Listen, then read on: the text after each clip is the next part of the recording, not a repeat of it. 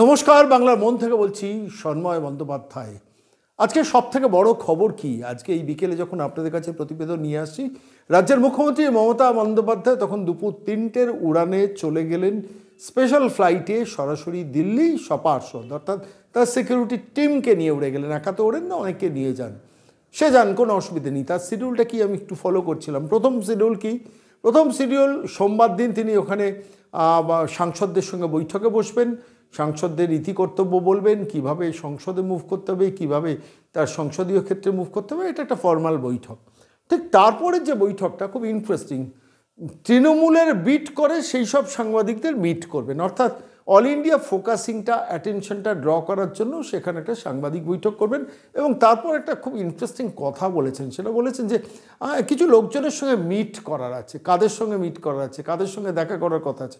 কোনো আইনজীবীদের সঙ্গে দেখা করার কথা আছে, স্পেশাল আইনজীবীদের সঙ্গে দেখা করার কথা আছে, কিংবা কোনো রাজনৈতিক অঙ্কে কোনো রাজনৈতিক ব্যক্তির সঙ্গে দেখা করার কথা আছে, কিংবা অরবিন্দ কেজরিওয়ালের সঙ্গে মিটিং হতে পারে, বা একান্তের রাজনৈতিক নেত্রী হিসেবে তিনি বৈঠক করতেই পারেন, সেটাই স্বাভাবিক।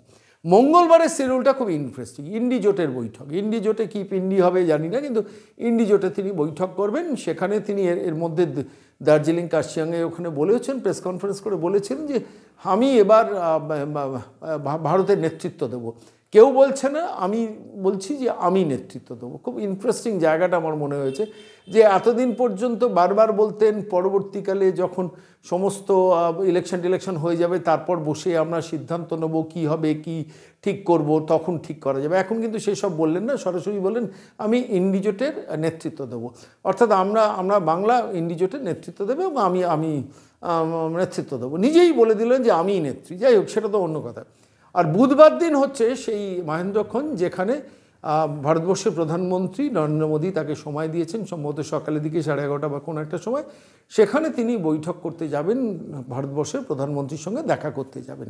এই 3টে শিডিউলের ঘোষণা তিনি নিজের মুখে করেছেন।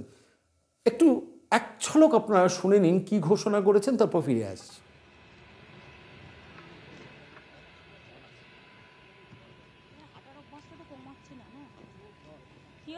দিল্লির উদ্দেশ্যে রওনা হতে চলেছেন মমতা বন্দ্যোপাধ্যায়, এবং এই মুহূর্তে তার কারণ হচ্ছে একটা, আজ সন্ধ্যাবেলা পৌঁছবো, আগামীকাল আমার মিটিং আছে এমপিদের সাথে, এবং প্রেসেরও কিছু মানুষকে ডেকেছি যারা তৃণমূল কংগ্রেস বিট করে, তাদের সাথে দেখা করব। তারপরে সন্ধ্যাবেলায় আরও কিছু লোক আসবে, মিট করব। 19 তারিখে ইন্ডিয়ার মিটিং অ্যাটেন্ড করব, এবং 20 তারিখে বেলা 11টায় প্রাইম মিনিস্টার অ্যাপয়েন্টমেন্ট দিয়েছে।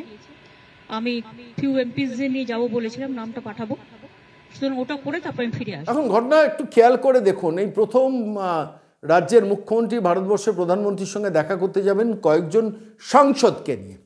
এতদিন 1:1 যেতেন, এবার সাংসদদের নিয়ে যাচ্ছেন।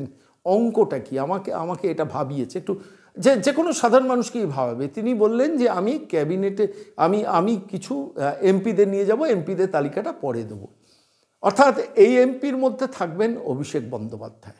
এখন আমার একটা আশঙ্কা ছিল যে এই বৈঠকে তিনি অভিষেক বন্দ্যোপাধ্যায়কে সঙ্গে নিয়ে যাবেন। তার একটা অঙ্ক ছিল যে অভিষেক বন্দ্যোপাধ্যায়কে ভারতবর্ষের প্রধানমন্ত্রীর সঙ্গে একটু সামনাসামনি দেখা করিয়ে দেবেন, কথা বলাবেন, যাতে বাবা ইডি তার ব্যাপারে প্রোঅ্যাক্টিভ না হয়, এরকম কিছু একটা অঙ্ক করে সেখানে যাচ্ছেন। কিন্তু শুধু অভিষেক বন্দ্যোপাধ্যায়কে নিয়ে গেলে সমস্যা, তাই খুব ক্লোজ কনফিডেন্টে, ধরুন ডেরেক ওব্রায়েন, তাকে সাসপেন্ড করা হয়েছে, তাকে নিয়ে যাবেন, সৌগত রায় বা সুদীপ বন্দ্যোপাধ্যায়, এরকম কয়েকজনকে নিয়ে যাবেন।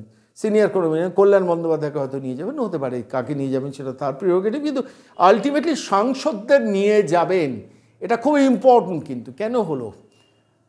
এতদিন তো অঙ্ক বলছিল ভারতবর্ষের প্রধানমন্ত্রীর সঙ্গে 1:1 দেখা করতে যাবেন।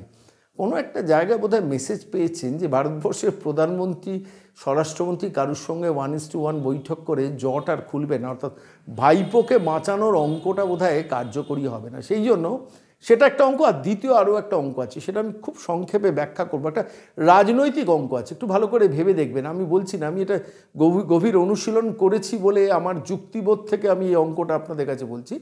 উনি অঙ্ক করেছেন যে ইন্ডি জোটের পিন্ডি চটকে গেছে। এখন এতদিন পর্যন্ত ইন্ডি জোটের নেতৃত্ব দেওয়ার জন্য নীতিশ কুমার এনডিএ ছেড়েছিলেন, শরদ পাওয়ার বসে আছেন, রাহুল গান্ধী তো বসে আছেন, অরবিন্দ কেজরিওয়াল বসে আছেন, সবাই বসে আছেন। তার মধ্যে মমতা বন্দ্যোপাধ্যায়ের পজিশন ছিল চতুর্থ কিংবা পঞ্চম স্থানে।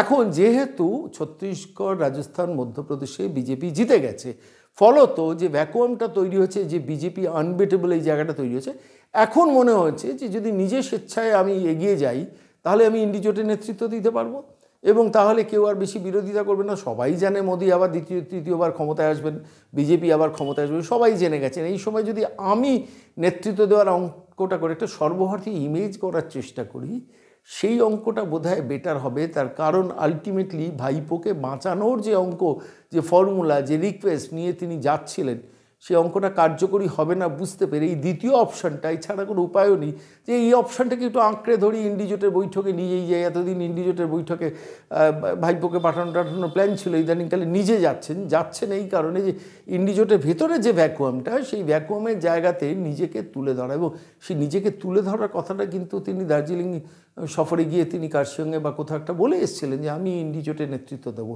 ফলত আলটিমেটলি এইখানে দাঁড়িয়ে প্রধানমন্ত্রীর সঙ্গে এককভাবে দেখা করার পুরো প্রোগ্রামটা সম্ভবত বানচাল করেছেন নিজেই।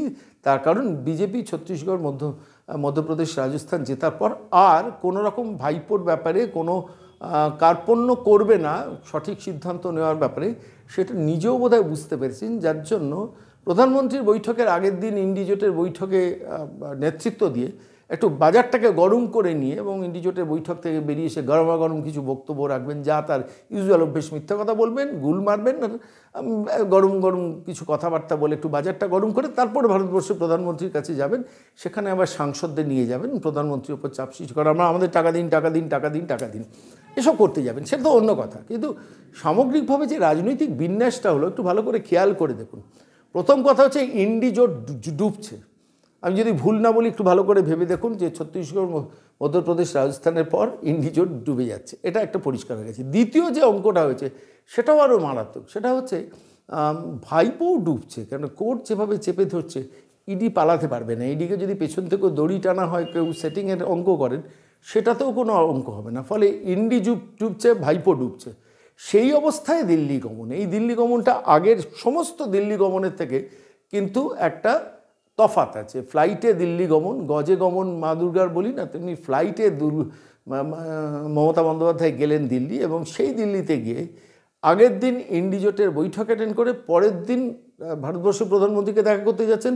ফর দ্য ফার্স্ট টাইম সাম্প্রতিককালে যতগুলো বৈঠক হয়েছে ভারতবর্ষের প্রধানমন্ত্রীর সঙ্গে, সম্ভবত 3টে বা 4টে গত কয়েক বছরে যে মিটিং হয়েছে, সেই মিটিংয়ের থেকে আলাদা এবারে সাংসদদের নিয়ে যাচ্ছেন।